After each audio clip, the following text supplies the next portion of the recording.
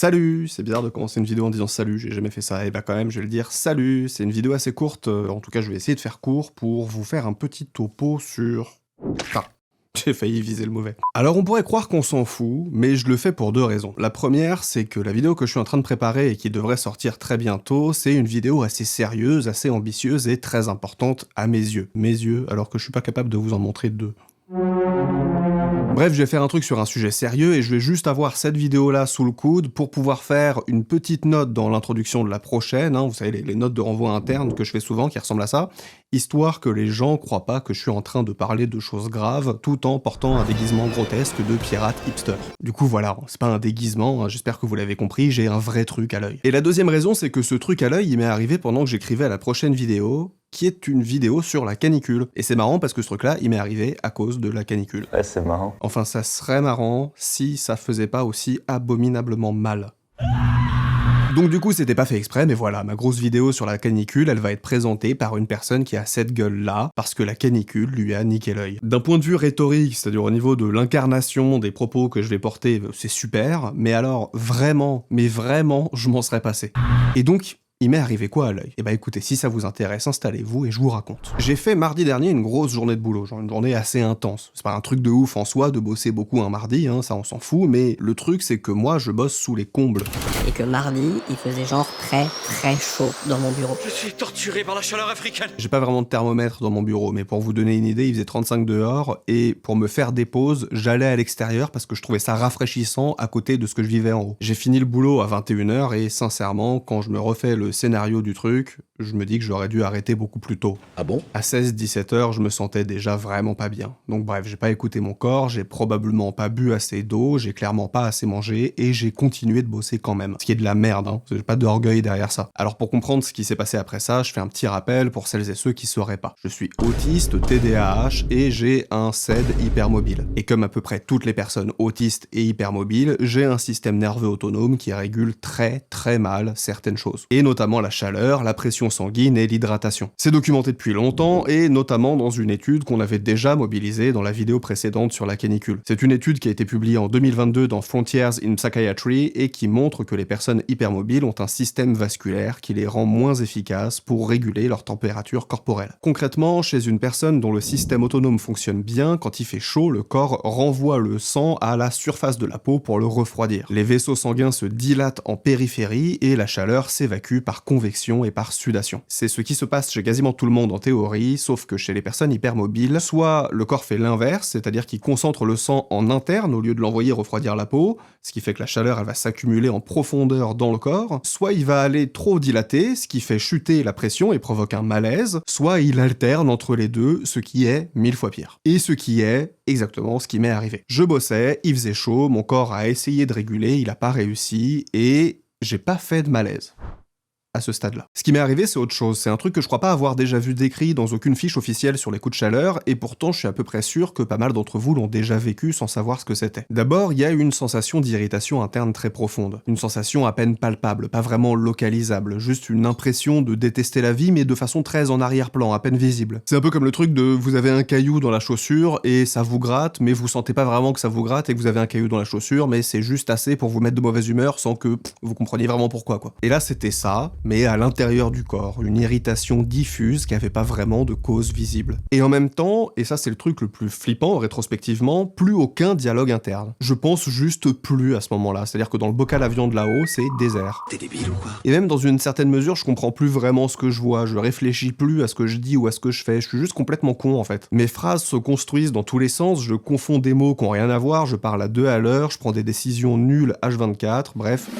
Je suis con. Non, c'est pas vrai. Malgré tout ça, j'arrive à avoir une espèce de métacognition sur mon autisme, je sais pas comment dire. En fait, à ce moment-là, j'ai une certitude, et une seule. Il faut absolument pas que je fasse le moindre truc qui pourrait se passer pas comme je le veux. Ça veut dire que tout ce qui aurait pu contenir de l'imprévisible, tout ce qui m'aurait demandé d'absorber un changement, tout ce qui pouvait foirer, eh ben il fallait pas que je m'y confronte. Genre concrètement, il fallait enfermer les books. Parce que oui, j'ai des books d'ailleurs, hein, photos de mes books, voilà. Bon, c'est la routine du soir chez moi, il faut enfermer les boucs. Mais évidemment, les boucs, le soir, quand il fait bon, ils veulent pas être enfermés, hein, ils veulent juste brouter tranquille. Casse-toi, toi, casse-toi. Et là, dans l'état où j'étais, je savais que je n'avais pas la capacité d'absorber ça. Je savais que j'allais craquer, je savais pas comment, mais je savais que j'allais craquer si je devais faire un truc dans lequel les gens ou les caprins en l'occurrence, allaient pas aller exactement dans le même sens que moi. Du coup, c'est mon mari qui a dû le faire. Mon corps, en sous-régime cognitif total, savait que je n'avais plus aucune réserve pour gérer une situation qui dévierait. Et donc, il m'a imposé une réduction drastique de toute interaction qui pouvait pas être totalement contrôlée. Pour la prochaine vidéo qui va sortir, donc après celle-là, j'ai relu les fiches officielles de Santé publique France et de l'INPES sur les signes des coups de chaleur. Et dedans, on peut voir des listes où on trouve en général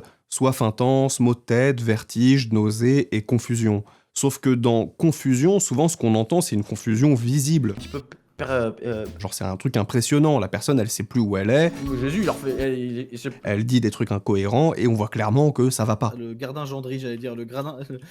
Ça va? Mais la confusion réelle dans la vraie vie, elle commence largement avant qu'on ait atteint ce stade-là. Elle commence pile là où je vous le décris. Effacement du dialogue interne, sensation d'irritation diffuse, impossibilité de gérer l'imprévu et absence totale ou partielle de conscience que ces signes-là sont des signes de quelque chose. C'est ce qu'on appelle un statut mental altéré, ce qui est une francisation d'un truc anglais qui est pas très belle mais que j'aime bien quand même, donc voilà. Et sinon on appelle ça un état mental altéré. Et le mien d'état mental altéré, à ce moment-là, il est hyper autistique. C'est-à-dire qu'il y a 3 trucs dans mon coup de chaleur qui sont des versions exacerbées de choses qu'on retrouve dans l'autisme. D'abord, il y a l'intolérance à l'imprévisibilité, le truc avec les boucs. Casse-toi!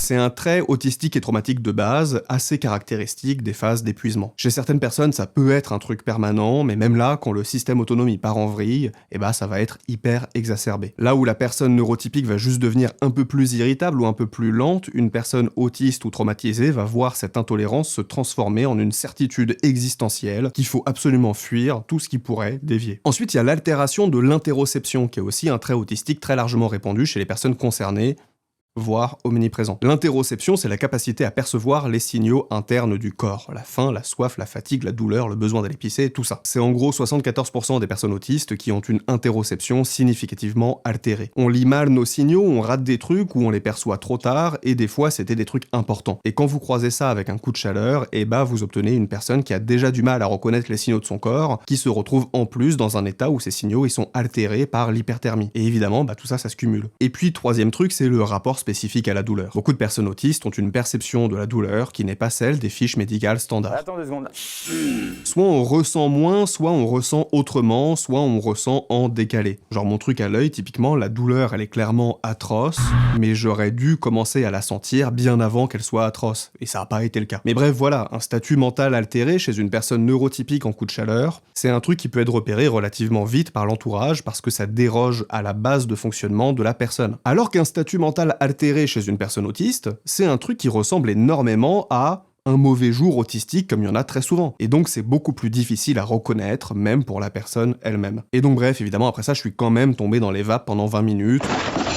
Mais dans un lit et pendant que mon mari me faisait à manger, donc c'est vraiment un niveau de malaise assez gérable. J'aurais été célibataire, je pense que je dormais dans le box de mes boucs cette nuit-là. Hein. Et puis ça a des cornes ces machins-là, donc il faut pas tomber dessus quoi. Donc en gros au final, rien de grave dans l'absolu. Vous pensez? Moi je pense pas. Sauf que, le lendemain matin, je me réveille avec un truc bizarre à l'œil. De temps en temps, du genre pendant 10 minutes toutes les heures, ça fait giga mal, et puis d'un coup ça passe. C'est un peu comme si j'avais un truc coincé, et moi je me dis, j'ai dû me frotter l'œil pendant la nuit, c'est plus intense que d'habitude, mais en même temps, dormir avec le ventilateur qui souffle sur ma gueule, ça a peut-être pas aidé. Donc mon œil, il a une sale gueule. Mon mari, il me dit, ça c'est pas normal, ça, il faut vraiment que tu fasses quelque chose parce qu'il est pas normal ton œil. Sauf que il me dit ça à un moment où moi j'ai pas trop mal, donc je me gaslight et je me dis que ça existe pas. Sauf que la différence entre lui et moi, c'est que lui, il m'entend hurler de douleur pendant 10 minutes par heure. Et puis 20 minutes par heure, et puis 30 minutes par heure. De mon point de vue, même quand c'est 30, c'est l'auto-gaslight qui gagne, et du sien, non. Donc moi, je suis vraiment pas tenté par l'expérience à ce moment-là, mais en fait, il me demande pas mon avis, et puis il me dit, là, maintenant, on va aux urgences ophtalmo, ça va bien avec tes histoires. Il y a déjà un aveugle dans cette maison, on va pas risquer d'en avoir un deuxième. Je vais pas vous mentir, ça m'a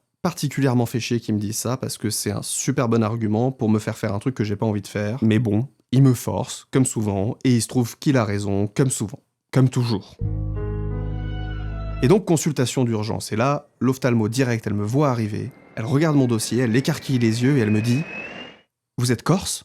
Et alors moi, évidemment, je suis aux anges, j'étais pile venu là pour faire du small talk, c'est mon truc préféré avec le fait de pas être sarcastique, donc c'est parfait. Donc bref, elle me demande de lui expliquer, je lui explique, elle me dit « ça a pas l'air trop grave », j'étais plutôt d'accord, et puis dans le doute, elle me fait son truc à la lampe à fente avec la fluorescine là, et puis elle me dit « Bon, ça a l'air un peu grave. Mais vous avez dit que c'était pas une maladie des yeux! Vous avez plusieurs lésions, mais surtout, a priori, ce que je vois là, c'est un ulcère cornéen dendritique. Un ulcère cornéen dendritique, c'est une infection de l'épithélium cornéen par le virus de l'herpès simplex de type 1. Le virus que je porte depuis l'enfance, comme la quasi-totalité de la population française, et qui était bien tranquille à dormir dans mon air trijumeau, qui s'est réveillé à cause de la combinaison fatigue extrême, déshydratation et coup de chaleur.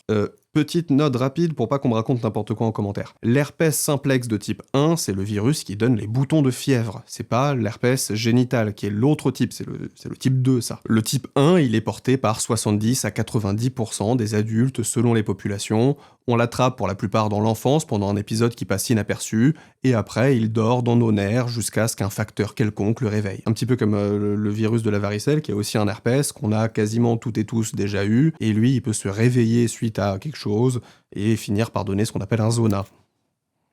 Que j'ai déjà eu. Très gros zona d'ailleurs. Bah, félicitations, hein, je sais pas quoi te dire. Les facteurs documentés dans la littérature médicale pour le réveil de l'herpès simplex de type 1, c'est la fatigue, le stress physique systémique important, l'exposition aux UV intenses, l'insolation et la fièvre. Donc exactement ce qui m'est arrivé. Maintenant que ça s'est déclenché, c'est un truc qui va peut-être revenir, qui va sans doute être chiant, et je dois encore faire des contrôles d'ailleurs pour savoir s'il n'y a pas un abcès ou une connerie de ce genre-là. Donc bon, vous verrez bien pendant combien de temps ou à quelle cadence vous me voyez avec un bandeau de pirate et un air sérieux. En tout cas, voilà. Parce que là, je masque très bien, mais sans déconner, la douleur, c'est au niveau d'un zona, hein. C'est horrible, que j'ai déjà eu. Très gros zona, d'ailleurs. Demain, enfin, là, je tourne cette vidéo, donc en vrai, ce sera déjà fait, mais demain, je vais commencer à faire contrôler aussi pour savoir si c'est bien l'herpès simplex machin, ou si c'est le zona, parce que c'est possible aussi. J'espère vraiment que c'est pas le zona. Et donc, bref, c'est ça l'histoire. J'écrivais une vidéo sur ce que la canicule fait au corps neuroatypique et psychiatrisé, et pendant que je l'écrivais, mon corps neuroatypique et psychiatrisé a fait sa propre démonstration. Si vous vouliez l'illustration parfaite de pourquoi je trouve important de faire la vidéo qui arrive,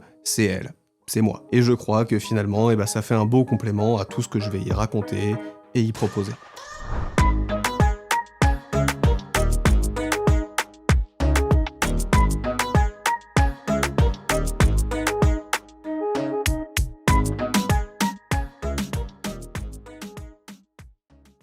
Et comme à peu près toutes les personnes autistes et hypermobiles,